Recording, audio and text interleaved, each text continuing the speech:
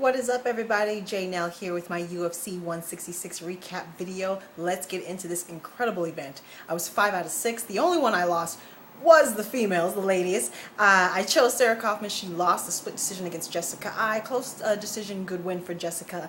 I didn't get that pick. I got the whole main card though. Let's get into it. Got John Dodson. He got KO of the night against Darrell Monte. This was a good performance for him. His knockout came late into the round. There was a moment early where he stunned him and could have got overzealous and blown his load and tried to finish him, but he didn't. Took a step back, picked him apart, and waited for another opportunity to KO him. So it was a good performance for John. I'd like to see him get back to Demetrius Johnson. One, because he's one of the few flyweights that have knockout power. Two, he's the only flyweight that is as fast as Demetrius. So I'd actually like to see him get back and get another shot there. Of course, there's some talk of Joseph Benavidez. I wouldn't mind seeing them two fight either. Who do you want to see John Dodson fight next? Next up, I got my pick of Gabriel Gonzaga. He got a early first round KO against Sean Jordan. He just came out really aggressive. I don't think Sean Jordan was prepared for that. Good win for Gabriel. Who do you want to see him fight next? Probably a top 10 opponent in the heavyweight division. Why not? Next up, take a breath.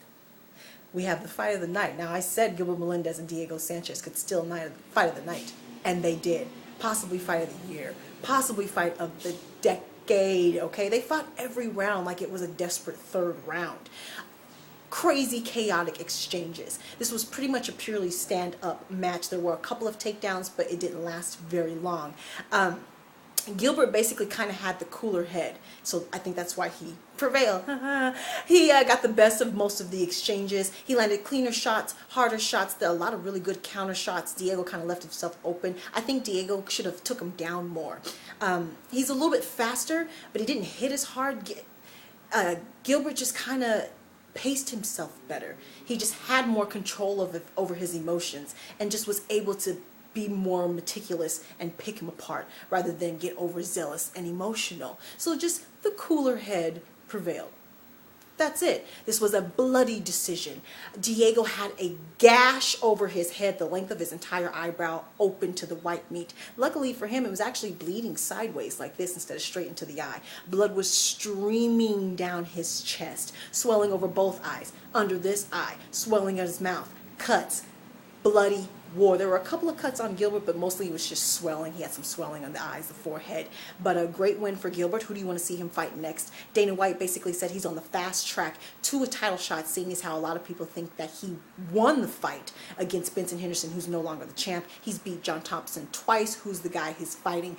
Pettis next. So who do you think he should fight? Get the champ? Maybe TJ Grant? I don't know. You tell me. Who should Gilbert Melendez get next? Whew. Great fight. Next up, co-main event, we have DC, Daniel Cormier against Roy Nelson. I picked DC. This went all 3 rounds, unanimous decision. I totally agree. He just outboxed him, outstruck him. He was a lot faster. They both were in good shape, both really small. Daniel was 224. I'll tell you why next. He was just quicker on his feet, more combinations, landed more shots. Roy was chasing him throughout the match, wild swinging punches that were missing. So Daniel just outboxed him. He won. Totally agree. He was 224. Why? Because he's moving down to 205. He made it official after the fight, and Dana White confirmed it at the post-press conference. So, who do you want to see Daniel fight next in the 205 division? He automatically thinks he should get either John Jones or Alexander Gustafsson. I think he should get a top 10 opponent. Phil Davis, Vitor Belfort come to mind. You've got Gegard Mousasi. Top 10 opponents, but not quite Alexander or John Jones yet. Who do you think he should fight next? Now, main event, the conclusion. Cain Velasquez and Junior Dos Santos 3. Got this pick. Cain was the winner. He was the victor. He came out on top. This was another bloody fight. Oh, kind of went. It didn't go quite like the first fight because he finished Junior in the 4th round. I'm going to get to how in a second because it's a little interesting. There was a moment in the 3rd where even Dana White says that the doc or the ref should have stopped it because the damage done to Junior Dos Santos. He couldn't take him down as much. He had a lot of kicks this time. It was mostly with the dirty boxing. There was one moment where part of the octagon came unhooked, and there were men holding up the octagon where they were fighting against the fence. amazing.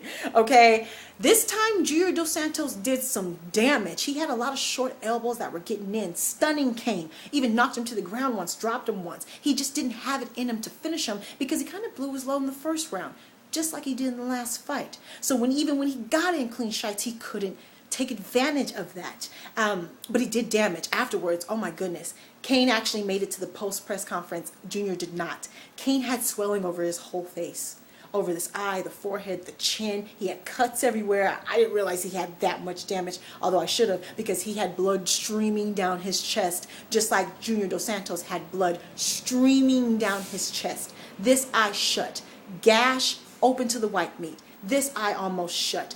Both lips swollen, bleeding from the mouth, bleeding from both eyes, bleeding from everywhere.